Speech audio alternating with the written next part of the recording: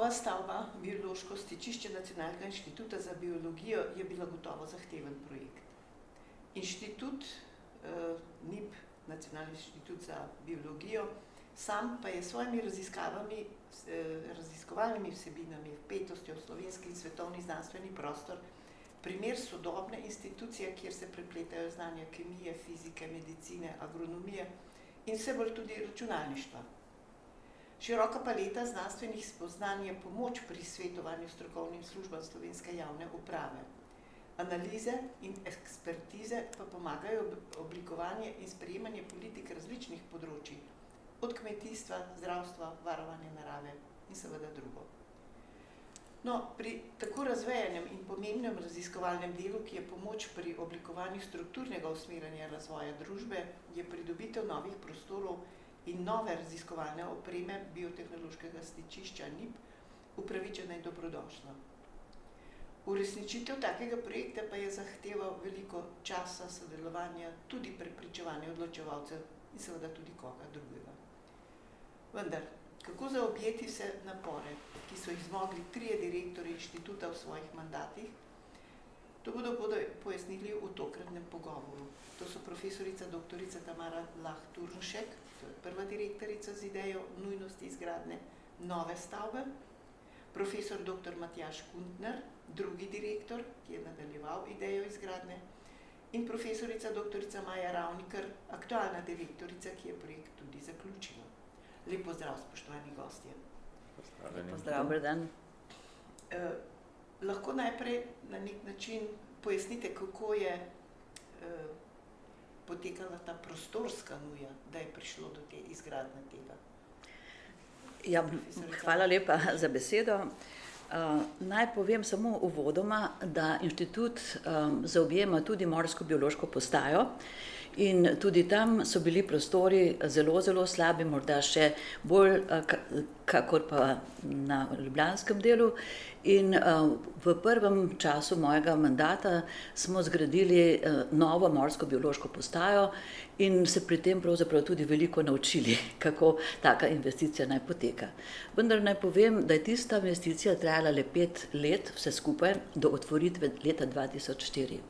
No, seveda pa so v tem času tudi v ljubljanskem delu precej spremenila situacija, predvsem v smislu več raziskovalcev, širila so se tudi nova področja in tako smo pač sklenili iz 2 razlogov. Prostorska stiska, ki je bila v biološkem stičišču, to središču, in tukaj smo prostore delili z biotehniško fakulteto, z oddelkom za biologijo, kar gotovo ni bi bilo optimalno, predvsem zaradi prostorov, ki so bili tam načrtovani popolnoma drugače, kakor pa zahteva sodobna raziskovalna oprema, in tako da nekako ni bilo izkoriščeno znanje raziskovalcev optimalno. Imeli smo tudi na tem istem prostoru prizidek, ki smo ga tudi delili z biotehniško fakulteto, in zaradi tega smo pa nekako se odločili in tudi dogovorili z biotehniško fakulteto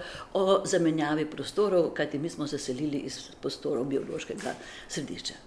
To je bila prva zahteva, da pač uredimo, da bo inštitut vendarle koherenten, v eni stavbi optimalno deloval, predvsem pa je šlo za vgraditev opreme, ki v starih gabaritih nekako ni mogla biti izkoriščena, niti sploh možna vgraditev. In tako, da smo že leta 2004, še prej morda, vpisali nekako tudi v zemljiško knjigo, da bo tukaj ta stavba NIB-a, in to je olajšalo vse nadaljnje prizadevanje za našo gradnjo.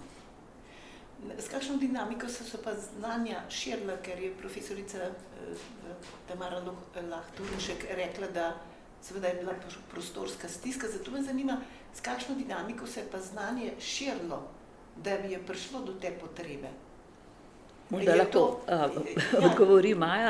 Seveda Maja, sedanja direktorica, je bila seveda skozi prisotna, vse skozi tudi nekako sodelovala, kakor so pač vsi raziskovalci, predvsem pa še Maja, ker je imela pravzaprav največji oddelek v Ljubljani.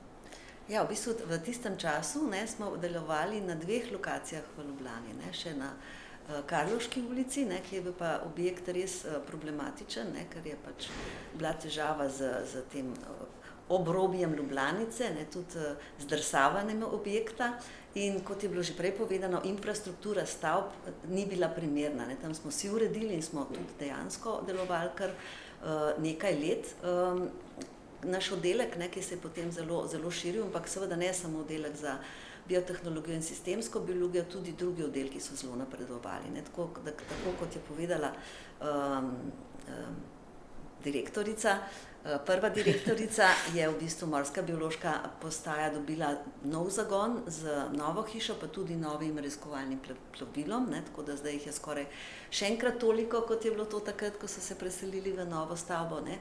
In tam nekje od leta 1990, ko nas je bilo okrog 60-65, zdaj nas jih je 200. Ne? Tako da pravzaprav v tistih letih, v prelomu stoletja, smo rasli zelo hitro, prišlo je do novih trendov biotehnologije, tako na področju kmetijstva, kot na področju zdravstva, pa seveda vedno bolj je bil pomemben tudi ta aspekt varovanja narave, torej tudi onesnaževanja narave, kako to preprečiti, kako to sanirati.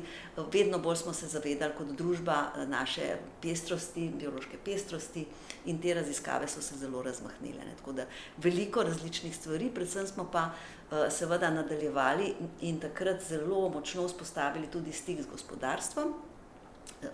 Samo po sebi je umevno, ne, da smo pač takrat delali veliko mednarodnih projektih in imeli močno sodelavo z raziskovalci v tujini, ampak takrat smo potem tudi zelo pospešili sodelavo z gospodarstvom in tako leta 2010 tudi ustanovili ali pa pomagali pri ustanovitvi našega prvega spin-out podjetja, no, ki potem leta 2022 je sledila ustanovitev še drugega.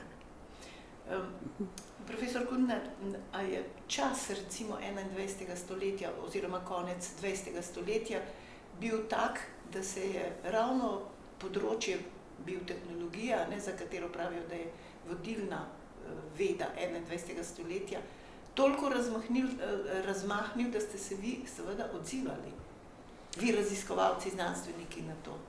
Seveda, to smo že večkrat poudarjali v raznih intervjujih, da je prav prelom tisočletja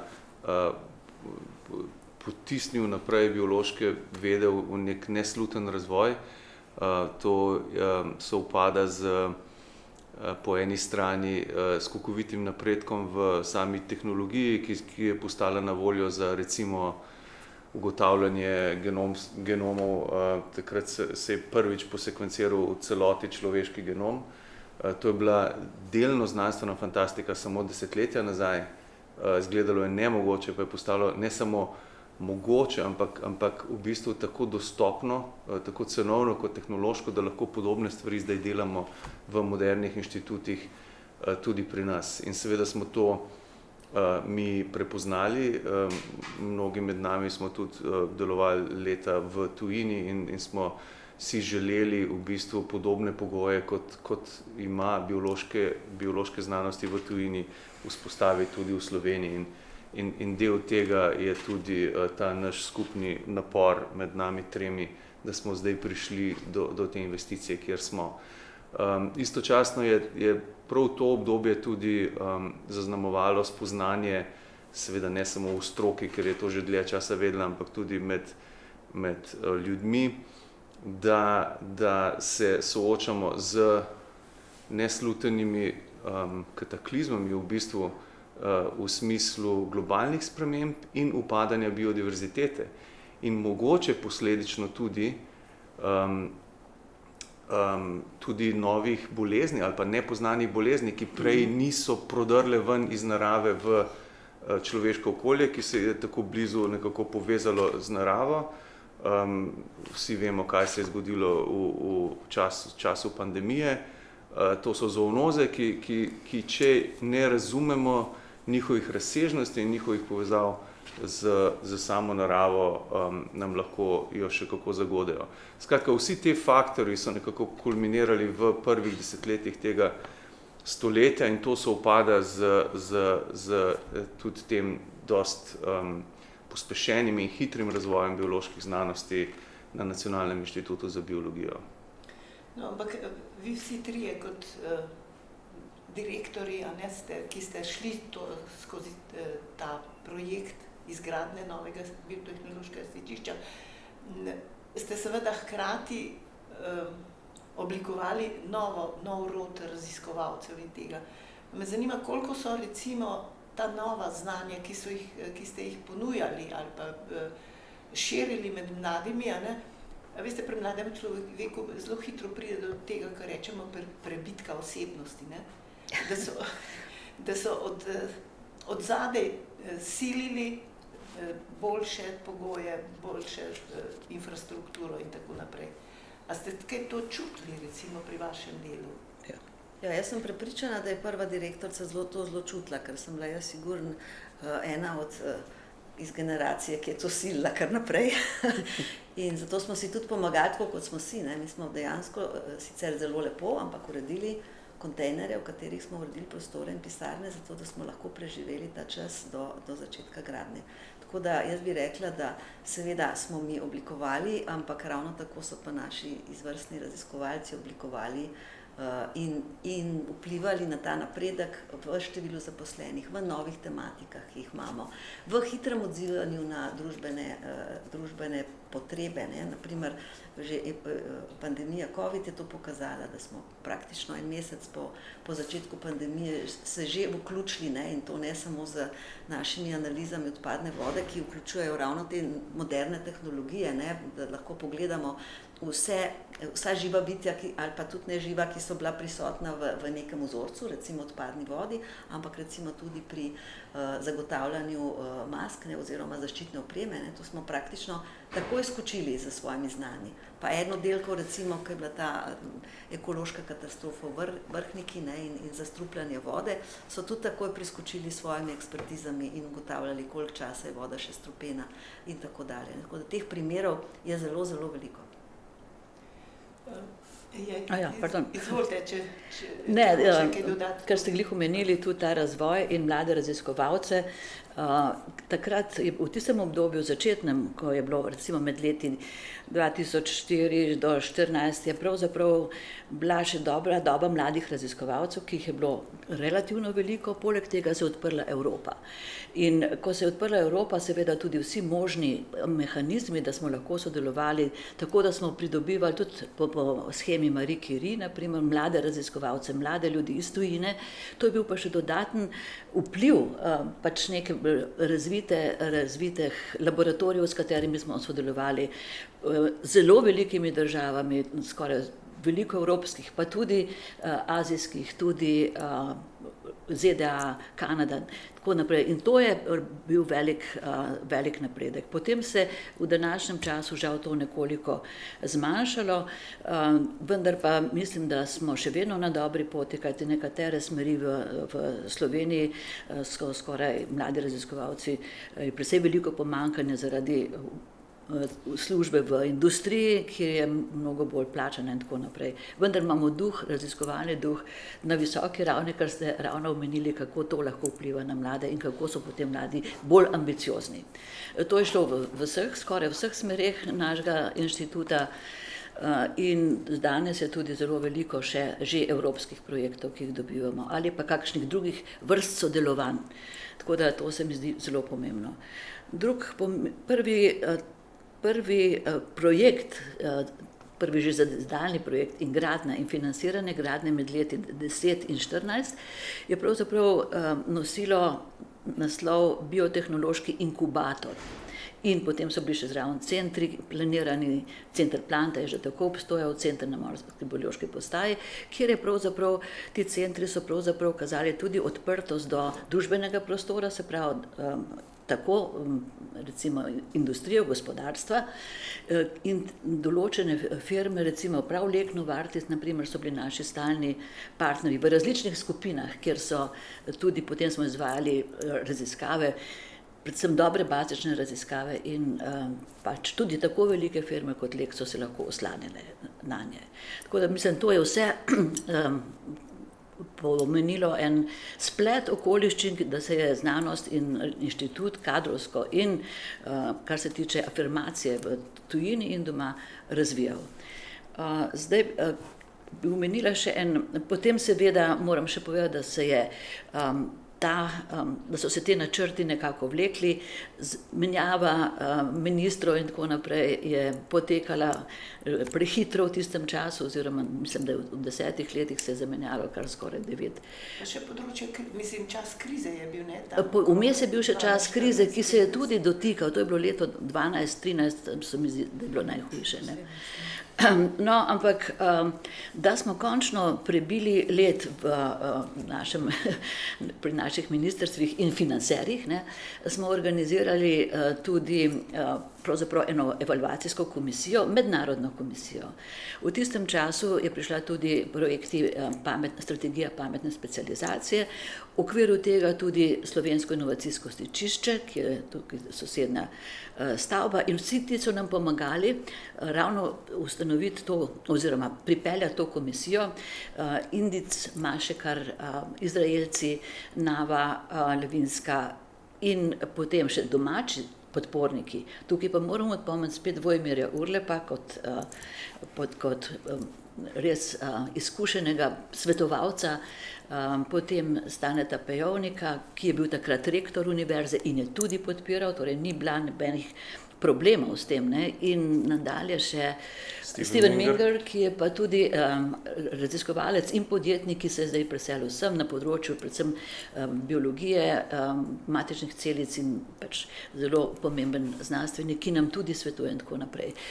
Ta evalvacija je bila enkratna, ker je tudi vrednotila ekonomski pomen takojšnje zidave, ki je pomenil veliko donosnost. To se pravi, malo raziskovalnih inštitucij je bilo ocenjeno na ta način, za mene res nekaj novega, torej kakšen je ekonomski doprinos v primerjavi, če ta inštitut ne bi bil financiran. In to se je skazalo, da gre kar v milijone. In se mi zdi, da to je res bilo tisti ključni, da je se potem začelo pač vrteti tudi birokratsko, administrativno kolesje na ministrstvu in na vladi. Vseeno, seveda ob teh operativnih zadevah in pa prehajanju iz časa v čas, iz leta v leto in pa tem nabojem, me zanima, kako, vedno ste mogli na nek način najti nek konsens in prepričati strukturne politike, zakaj je pomemben tak inštitut, nova stavba z opremo in tako naprej. Veste, kako je politika v glavnem temelji na tem, da je treba narediti neko, materializirati enostavno, ne? Vi ste mogli prepričati, domnevam, kaj je znanost sploh v razvoju kogarkoli družbe pomeni. Da je to tisto gibalo, ki pelje stvar naprej. Ne recimo stavba in ne vem kaj, take stvari. Materializirati. Kako vam je to uspelo? Ja, nekaj časa je bilo mnenja, da stavb ne bomo več zidali, to je bila eno obdobje, ne? Ampak da bojo pospeševali samo raziskovanje. Potem je bilo jasno, da je nova oprema, je pravzaprav nova stavba, drugače, kot sem že prej omenila. In drugo, kar je bilo tudi zelo pomembno, je bil prenos znanj. Prenos znanj pa je seveda osnova za prenos znanja je znanje samo, kot primarne raziskave, ne. In to je bilo treba tudi prepričati, da seveda, če bi imeli veliko denarja na razpolago, 100% financiranje za raziskave, potem najbrž raziskovalci ne bi torej so bili primorani tudi, da sami iščejo ideje realizacije svojih raziskav. Prihajalo so potem tudi... da niti vse dano. Ne, niti vse dano. Moraš si tudi, torej, financiranje še danes, mislim, iz države, raziskav samih, ne, je okrog 60%, se mi zdi, od vseh sredstev. Ostalih moramo pridobivati. In dejstvo, da se je inštitut širil, pomeni tudi to, da smo lahko diseminirali svoje znanje. Mislim, ta ideja je počasi prodira tudi med raziskovalce, ki si želijo idealni svet, kjer bi samo raziskovali.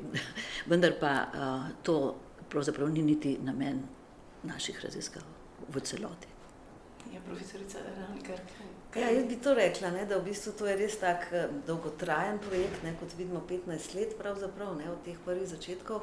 In ni bilo enostavno ta sredstva pridobiti, zaradi tega, ker v resnici, ne, kot je bilo že povedano, v enem določenem trenutku ni bilo več denarja za zidanje v raziskovalni dejavnosti in naša stavba je ena prvih po dolgem času. Je bilo nekaj vmes, ampak ne prav veliko.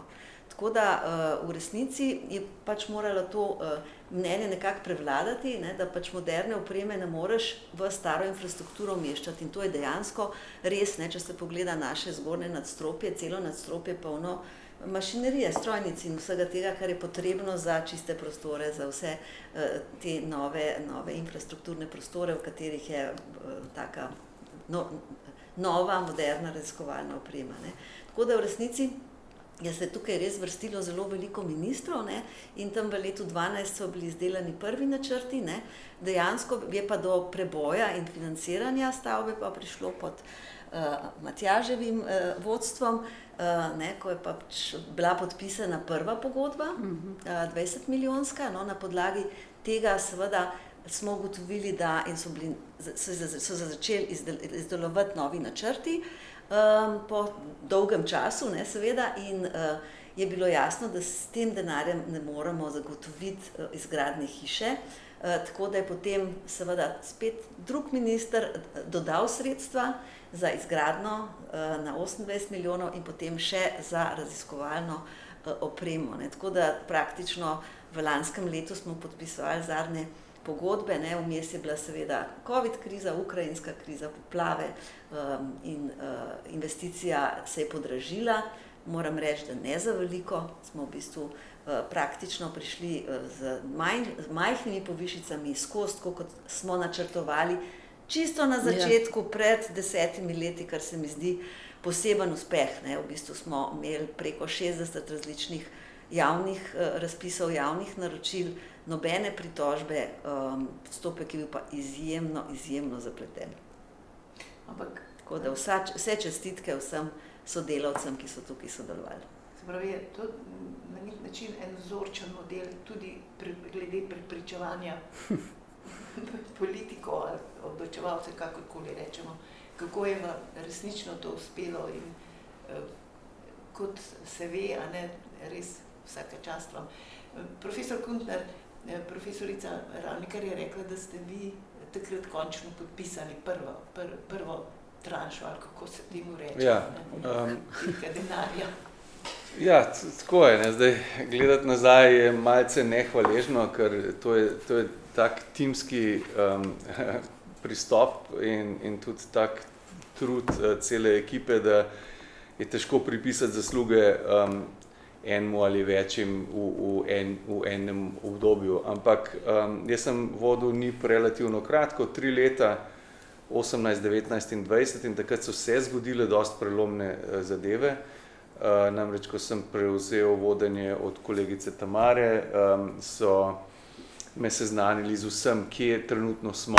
In paradoks je bil ta, da konsens je bil čisti v stroki, da potrebujemo boljše in nove prostore, načrt je bil in celo gradbeno dovoljenje je bilo. Ampak nobena administracija trenutnih takratnih vlad še ni pristopila k temu, da bi se zavezala k samemu financiranju. Se pravi, potreba je bila, tudi od spodaj gor so bili pritiski od vseh kolegic in kolegov, ki so delovali v nemogočih pogojih, v kontejnerjih celo, in pa delno v stari zgradbi in pa delno razseljeni, vsaj ta ljubljanski del, ne, zdaj tukaj ne govorimo o piranskem delu. Se pravi, bilo je ogromno enega pritiska, kako naenkrat bo potrebno izboljšati, in jaz sem se tega seveda lotil z relativno majhno ekipo na NIB-u, 3 zelo ključnih pomočnikov in pa vseh ostalih služb ter vseh oddelkov, to je bil res tak, kako bi rekel, no, timsko delo. Ja, res timsko delo, no, da smo poskušali prepričevati tiste, ki odločajo. In preboj se je zgodil dejansko med mojo administracijo, ko je, kot se mi zdi, prvi minister, ki je res spoznal nujnost in potrebo te investicije, je bil gospod Jernej Pikalo, s katerim smo potem pristopili skupaj k pogodbi, prvi pogodbi o financiranju. Kljub temu, da je bila nižja od tiste, kar smo si želeli, smo seveda z veseljem pristopili k temu in potem je to zavalilo snežno kepo dol. In o drugih dodatnih pogodbah seveda lahko več pove kolegica Maja, ki je prevzela vodenje NIB-a in potem uspešno še dodala sredstva. Sredstva so bila v glavnem iz kohezijska evropska sredstva, kar pomeni, da tukaj je udeleženih mnogo uradnikov in drugih odločevalcev tako v Sloveniji kot v Evropski komisiji. Profesorica Ravnikar, kako ste vi prej od profesorja Kuntnerja, to, kar je rekel, dodajali posebne pogodbe, višanje tega in seveda tudi stimulirali raziskovalce, da niso izgubili tega naboja, ko se je treba bojevati za to, kar ste začeli. Ja, jaz bi rekla, da seveda je bilo zelo pomembno, da podpis pogodbe in začetna sredstva in takrat se je že začel takoj pripravljati nov načrt, ki je bil pač v skladu z našimi potrebami takrat in z možnostmi in seveda smo zelo hitro ugotovili, da ta sredstva ne bojo zadostovala, šlo je za 20 milijonov takrat in smo potem pristopili k seveda izdelavi novih načrtov, investicijskih programov, zato da smo v bistvu pridobili dodatna sredstva za gradnjo, pa tudi del za raziskovalno opremo, tako da se je investicija končala pri 36 milijonih evrov in kot že povedano, 80% je kohezijskih sredstev, 20% je proračunskih sredstev. Kar se tiče pa raziskovalcev, pa mislim, da tukaj ni bilo potrebe kakšnega hudega spodbujanja, ampak je bilo bolj pomembno, da smo se res učinkovito organizirali, tako ekipe skupnih služb, ekipa infrastrukture, kjer smo seveda zaposlili sodelavko, ki je arhitektka in izjemno izkušena na tem področju, kot tudi ostale skupne službe, ker jih je veliko enot je sodelovalo in raziskovalci seveda so ves čas zelo tvorno sodelovali pri zadevi, tako da ne glede na to, da smo imeli samo 2 leti in 4 mesece časa za izgradnjo, ki je potekala v 2 fazah, torej smo podirali en del, pa potem 2 oddelka sta živela na gradbišču praktično, 2 leti, je teklo vse zelo gladko in ko smo se vselili, seveda vedno pride do popravkov določenih napak, vendar so bili raziskovalci zadovoljni, ker so bili ves čas vpeti v to, kakšni so ti prostori, kakšna je infrastruktura, kakšen je potek dela, tako da mislim, da je bilo to res, kot je bilo že omenjeno, zelo pomembno skupinsko delo. Zdi se mi, da stavba je umeščena v podšišenski hrib, v tem okolju. A so bile kakšne težave pri umeščanju v prostor? Ja, umeščanje v prostor je bilo eno posebno poglavje. Tukaj so bile kar težave, predvsem zaradi tega, ker je to krajinski park in je bilo treba prepričati pač Ministrstvo za okolje in tudi predvsem problem je bil tudi v občini, da so to dovolili. Potem je bil problem garaž, naprimer, to je bil, kje bomo imeli garaže, tudi to smo potem nekako rešili z obstoječimi kapacitetami tega okolja, neposrednega okolja. Potem so bile pa najhujši trd oreh, so bile pa japonske češnje, ki so tukaj pred našo stavbo. Te so bile vsajene že, mislim, da 30 let nazaj, 20 let nazaj, približno, ko je japonska princesa prišla v Ljubljano in je prinesla kot dar japonske češnje, ki bi jih morali najprej posaditi v Tivoliju, vendar pa iz določenega razloga se to ni zgodilo. Potem pa botanični vrt je bil premajhen, potem so ga pa premestili tukaj, ker tukaj je bil začetka že mišljen botanični vrt že dolgo nazaj in en del stavbe, ki je tukaj zdaj NIB, je bil vhod v botanični vrt.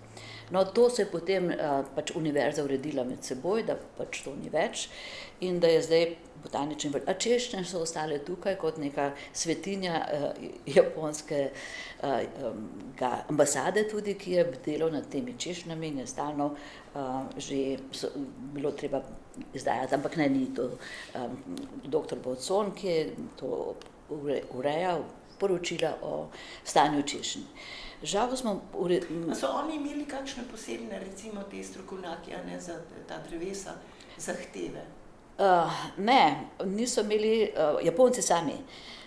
Ja, tudi oni, pa tudi vaši strokovnjaki, mislim, vaši raziskovalci. Ne, naši raziskovalci se tega niso lotevali, to ni bil naš problem, niti ni bilo v naši domeni. Po dogovoru je to moral res urejati direktor botaničnega vrta, ki je še danes Bovcon, dr. Bovcon. In prišlo pa je do tega, da so češnje začele propadati iz več razlogov. Prvič je bila sama prst, tukaj ni bila najbolj primerna za to vrsto češenj, in drugič se je zidalo tam druge fakultete, torej so mimo vozili tovornjaki, zrahljali zemljo, naselili so se voluharji in pojedli nekaj korenin. No in ko smo to nekako hoteli prikazati, nekako ni bilo sprejeto, zato smo naročili analizo na Lesarskem inštitutu, tudi jo plačali primerno in jo predložili japonski ambasadi, kajti že zunanje ministrstvo nam je pač sugeriralo, da se jih naj ne dotaknemo. No, potem je prišel japonski ambasador, si pogledal stvari in videl, da dejansko češnje niso v redu, ampak so jih nadomeščali z navadnimi češnjami, ne, dr. Bovcon, in tako, da je bil lep izgled, vendar pa so Japonci potem želeli, da bodo poslali svojega mikrobiologa oziroma svoje ljudi, da bodo to res preverili.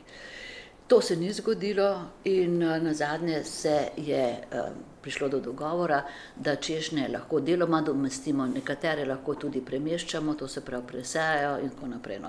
Tako da mislim, da je zdaj ta afera nekako pozabljena, bilo pa je kar precej vetra glede tega, kako da Nacionalni inštitut za biologijo se loteva češenj, vendar pa moramo reči, da smo jih prej pozdravili, kakor pa, oziroma ohranili ta spomenik japonske naklonjenosti. Sam investitor pa ni imel posebnih zahtev ali pripomb ali kakorkoli. Ja, investitor je potem naredil, ne, to bo mogoče Maja vedela, kako so na koncu naredili. Seveda ne. V bistvu je japonska ambasada bila vedno zelo pripravljena na vse razgovore in so nam dali tudi popolnoma proste roke, kako mislimo, da je to smiselno.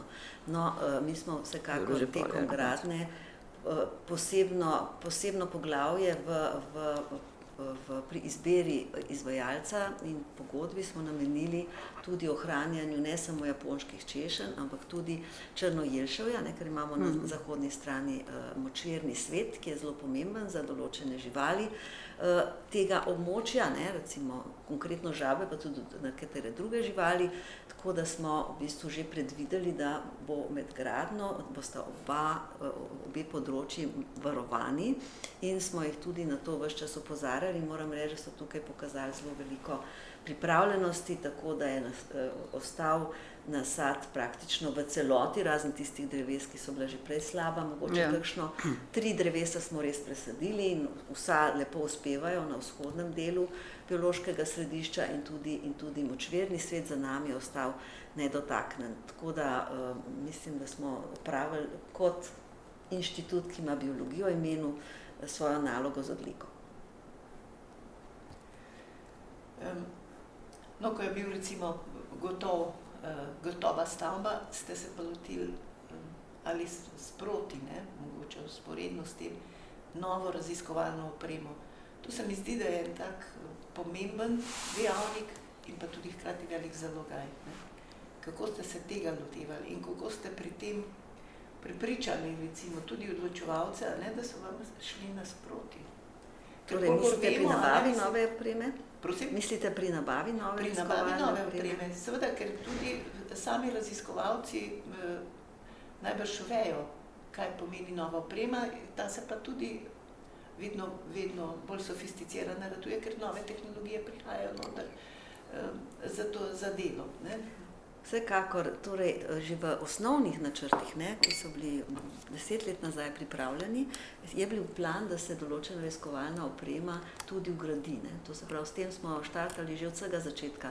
Vendar potem ob podpisu pogodbe je ta zadeva nekako izpadla, ker še ni bilo namenjenih dovolj sredstev za kohezijo za naše biotehnološko stičišče, ne, in v kasnejšem delu smo jih prepričali, zagotovo je izjemno pomemben ta dokument, ki ga je omenjala prva direktorica Tamara, ne, kjer je pravzaprav mednarodna komisija pokazala potrebo po tem in pokazala tudi ekonomski namen in ekonomski rezultat, pa seveda tudi naše raziskave, ne, torej direktor Kuntner je v letu 2020 je bila kar ena taka velika akcija promocije našega inštituta, ker je bila to 60-letnica inštituta in smo takrat začeli z močnimi aktivnostmi promocije in komuniciranja znanosti, ne samo promocije, s katerimi praktično od tistega leta v istem tempu nadaljujemo ali pa smo ga še majhen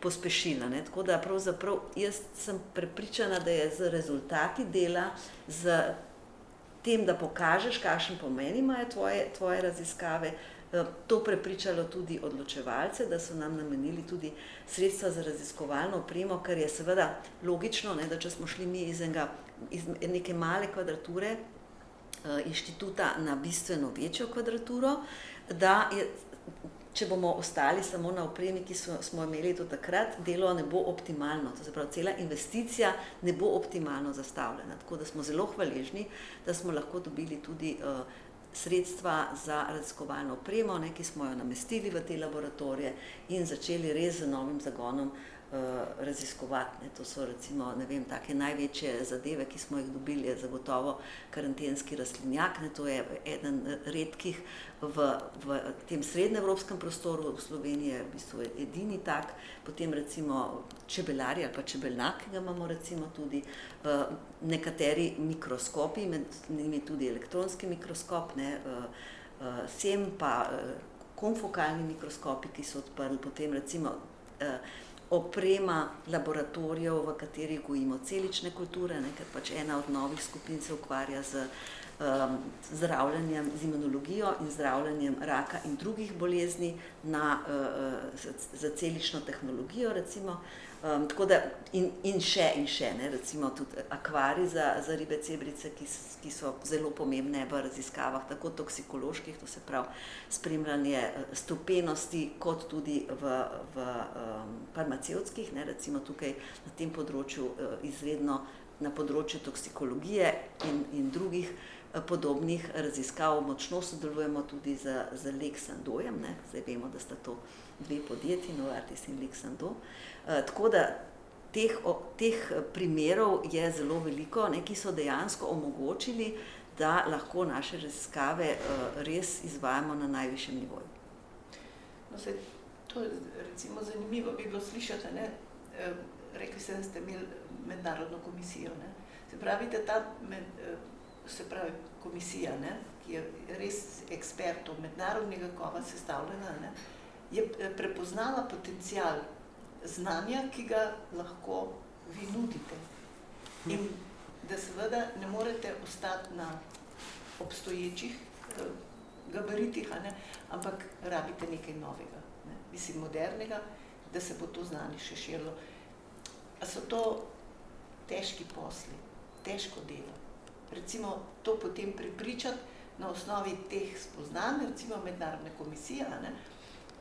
Tudi odločevalce, da konec koncev grejo v investicijo. Recimo teh... To je zagotovo zelo težek del in seveda je od tega odvisno, s kakšnimi sredstvi država razpolaga, ne? Zdaj, trenutni minister Papič je napovedal ozelenitev raziskovalne infrastrukture z velikimi vložki, ta zadeva še ni zaključena, se pa pelje preko novele zakona o raziskovalni inovacijski dejavnosti in visokega šolstva. Ne? Če se bo to speljalo, potem se bo prišlo do te ozelenitve, ker bodo sredstva za to namenjena. In to je zelo pomembno, da odločevalci razumejo, ne, ker Slovenija je zelo, zelo zaostala, celo za članicami bivše Jugoslavije, Hrvaške in Srbije v tem času pri izgradnji infrastrukture. To enostavno ni prišlo v ospredje, zelo težko je reči zakaj, ampak tako je bilo. Ne. Zagotovo tudi ni pomagalo, da smo imeli ministrstvo, ki je združevalo vse od osnovne šole, visokošolskega izobraževanja, znanosti in športa. To ni bilo primerno in smo na to večkrat opozorili in smo zelo veseli, da je prišlo do te spremembe, ne, da je pravzaprav visoko šolstvo in znanost ter inovacije v enem ministrstvu in ločeno od ostalih vej, ki pravzaprav niso povezane. Ne. Tako da je odvisno seveda od politične volje in seveda pa odvisno tudi od sredstev, ki so na razpolago, ki pa seveda politika se odloči, kaj bo s kohezijskim denarjem naredila. Ne? In v prejšnjem obdobju se nekako niso odločevali za infrastrukturo in to je sigurno posledica nepoznavanja. Ne?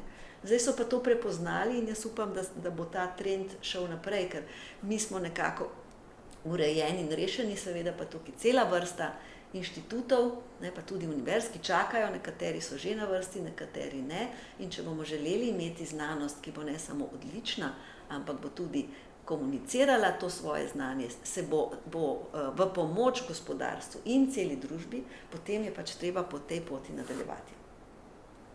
Če se lahko mogoče malce navežem na to, jaz mislim, da je čas zdaj ne samo zato, ker je nam uspelo, ampak da je tako nasploh malo bolj dozorel kot pred še desetletjem nazaj v smislu tega, da odločevalci spoznavajo, da znanosti ne moreš delati samo z entuziazmom in zagonom, ampak morajo biti urejena osnovna infrastrukturna sredstva in pa oprema za tak tip znanosti, kot jo mi počnemo.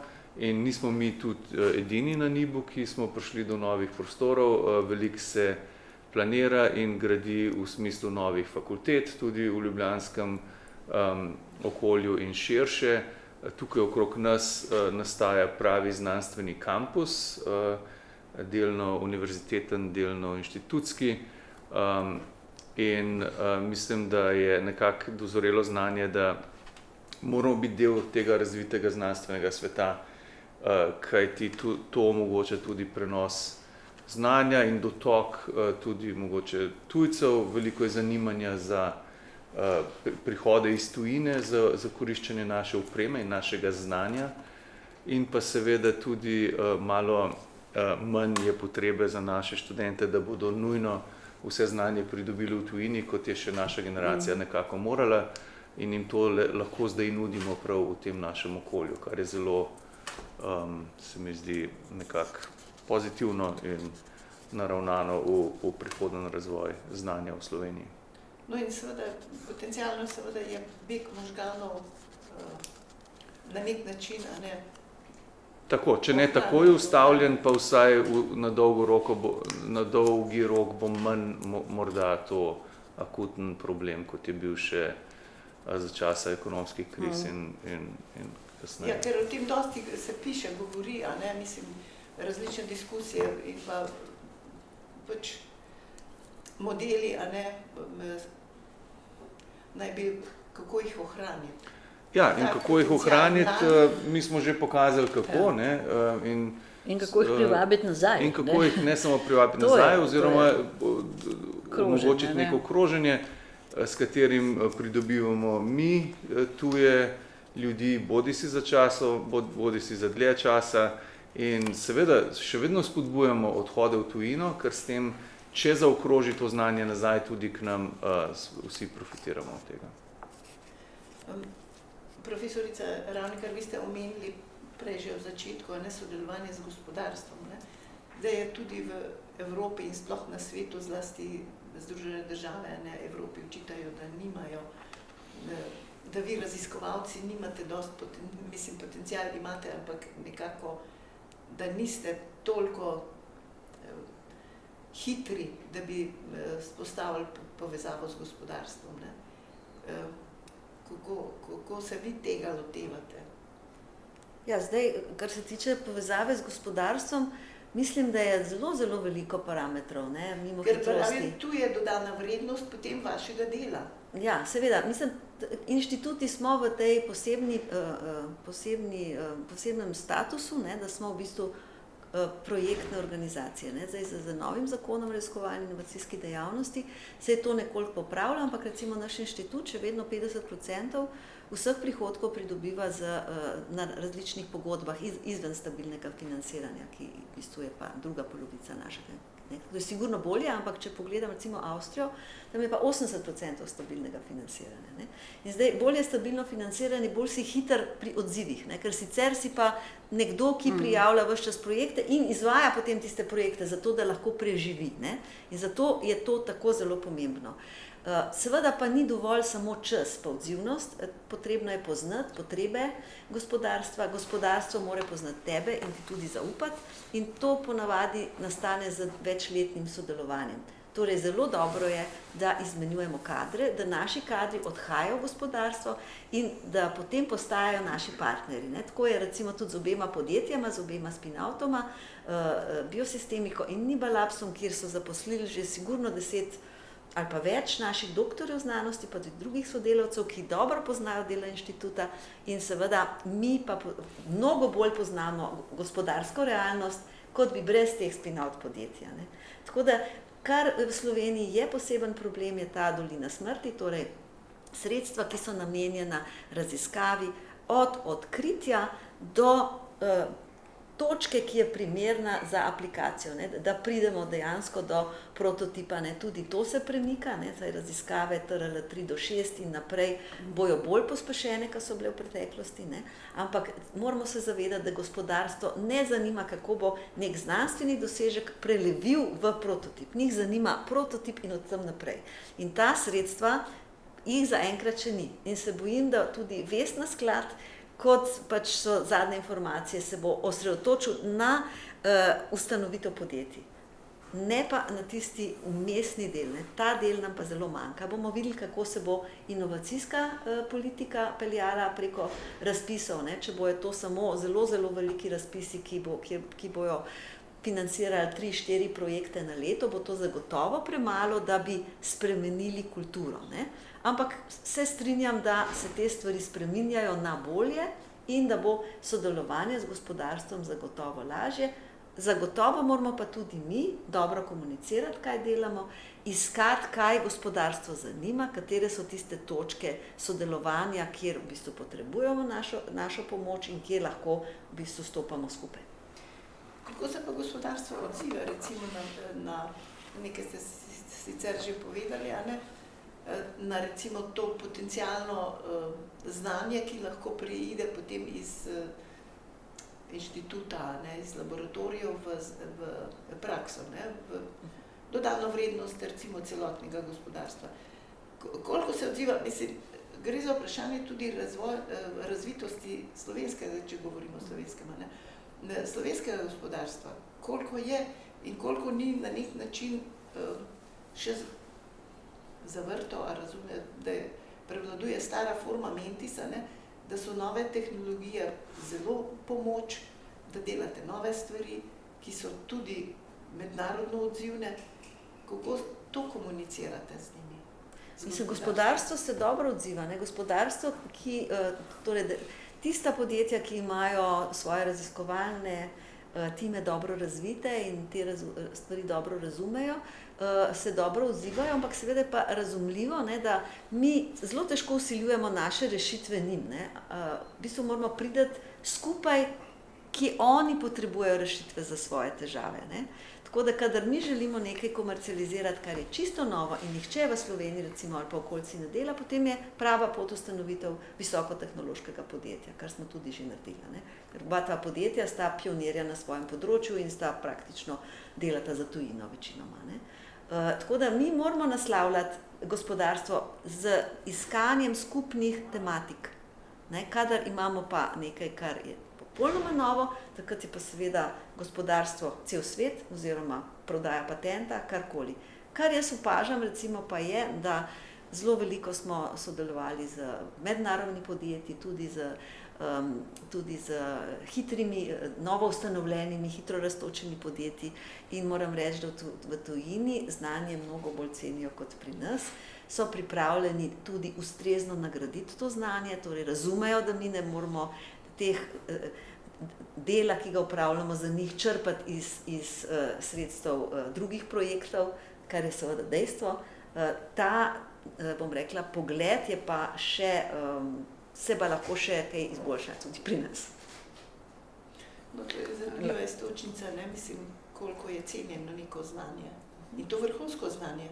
Ja, tukaj bi jaz dodala še to, da si sodelovanja z akademskimi inštitucijami lahko privoščijo malo večje firme, dočim manjše firme, pa tudi tega denarja, ne samo, da sami ne morejo imeti razvoja, tudi sodelovanja niso navajeni oziroma si ne morejo privoščiti, ker nas morajo plačati tudi, ne. Sami pa tudi nimajo toliko denarja. Tako da pri nas vidimo propad manjših spin-offov v povprečju, vsaj na našem področju, medtem ko z večjimi firmami, kot so Lek Novartis, recimo na tem področju, ali pa tudi druge firme, ne vem, na področju ekologije, morda lahko sodelujejo, medtem ko manjše ne. To je en problem. Drug problem pa je, da bi zelo rabili predvsem to, da bi naše ideje, kot je že povedala direktorica Maja, naše ideje mladi raziskovalci lahko prenesli, sami nekako realizirali v spin-off podjetja.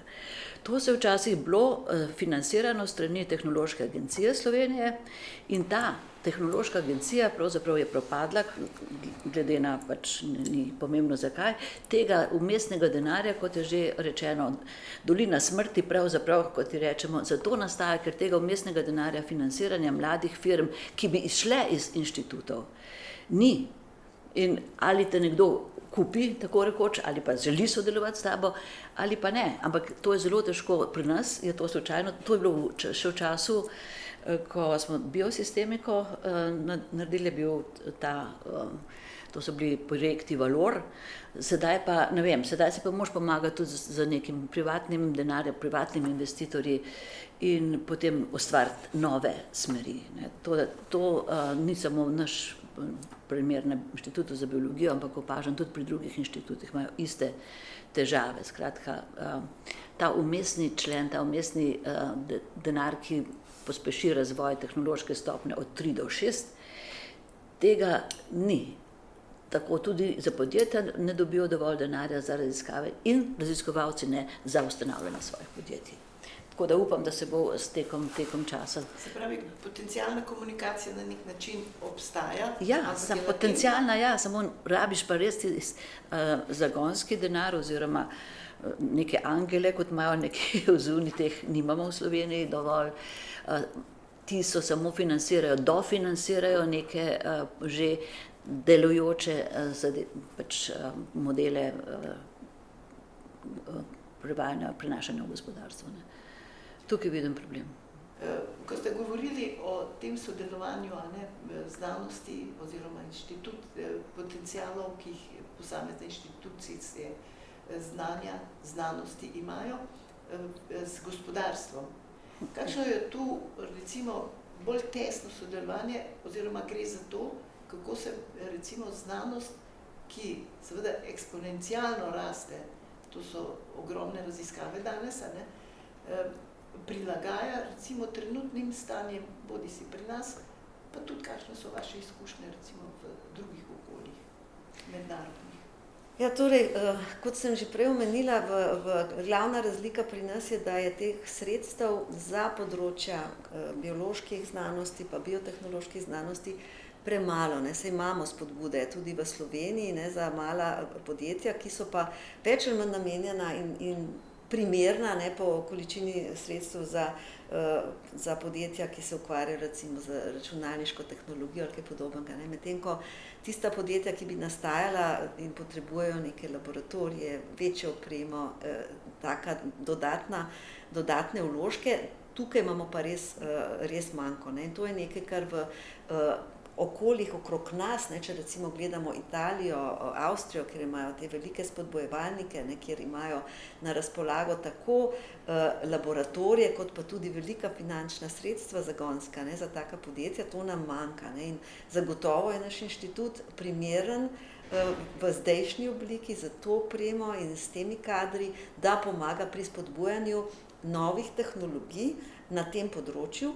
Kot rečeno, je pa teh sredstev za spodbujanje ta trenutek še premalo, ker to niso sredstva, ki so tam okrog, ne vem, 100 000, 200 000, ki se začnemo pogovarjati v milijonih. Ne.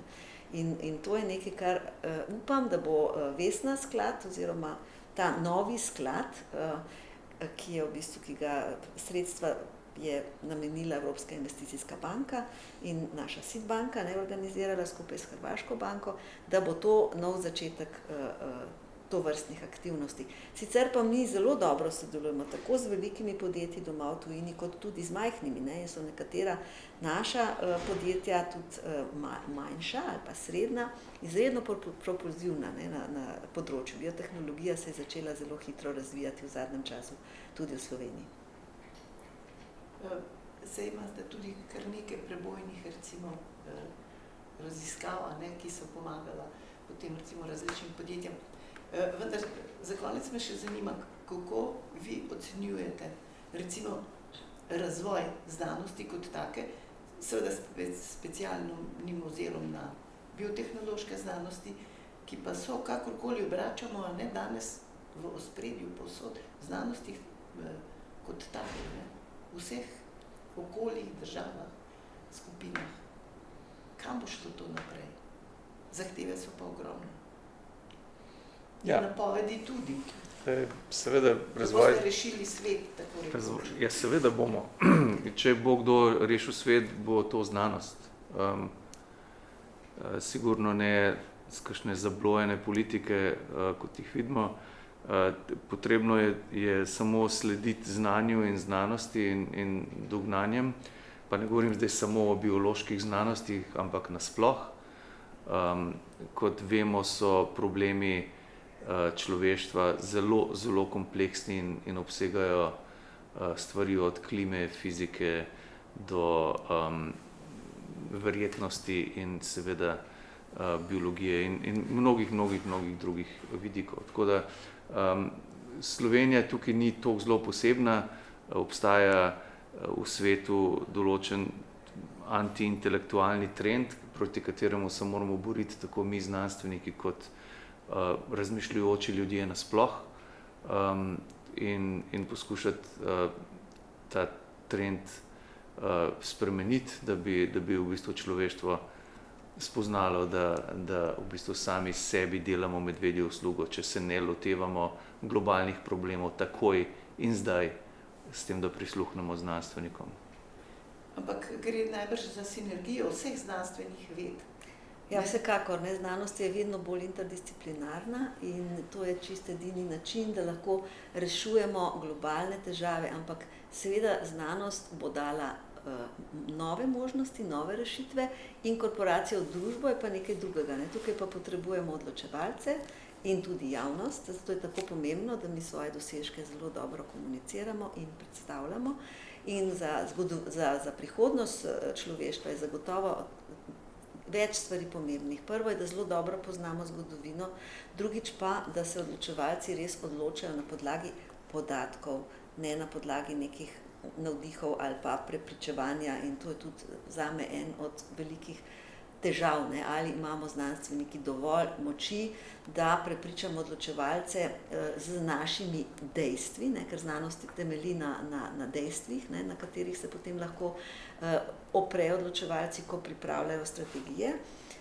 In so pa trenutno v svetu te težnje kapitala tako močne in lahko tako veliko vložijo v marketing na splošno in seveda marketing do odločevalcev, da je to zelo težko preglasiti. Tako da v principu bi se morali odločevalci zavedati, da morajo v bistvu odločati na podlagi dejstev. In to, kakor se sliši enostavno in samo po sebi umevno, še zdaleč ni tako. Še vi, profesorica Tamara? Ja, v odločevalcih vidim velik problem. ker mnogi ne prepoznavajo znanosti oziroma pač niso usmerjeni v to in raje verjamejo tem lažnim novicam, ki jih lahko iz različnih razlogov širijo določeni krogi. En od teh je gotovo kapitalski dobiček, ne. In tukaj vidimo tudi recimo sedanje vprašanje o umetni inteligenci, ne. To je prav gotovo ena kvaliteta lahko, torej sama metoda pomoč v znanosti, lahko je pa tudi pač promovira lažne novice. Tukaj ni neke prave meje med njimi, ne? Ker so podatki taki in taki, iz katerih črpa recimo ChatGPT. In tukaj moramo biti prav znanstveniki zelo previdni pri tem, kaj nam to orodje pomeni. In vsako orodje, ki je novo, tudi v znanosti, je lahko zlorabljeno. To je pa še nekako najhujši problem. In od ozaveščanja družbe, kateri tudi mi doprinašamo k temu ozaveščanju, moramo biti dosti aktivni in dosti prepričljivi. Ja, spoštovani gostje, res hvala vam za te elokventne, prebojne misli in mislim, da zelo koristno, tudi da širša javnost sliši, ne samo vaše področje. To, kako ste se prebijali, da ste prišli do tega in te imenitne stavbe, hkrati pa vedno v ospredje postavljali pomen, razvoj in učinke znanosti. Hvala vam. Hvala tudi vam. Hvala vam. Hvala lepa.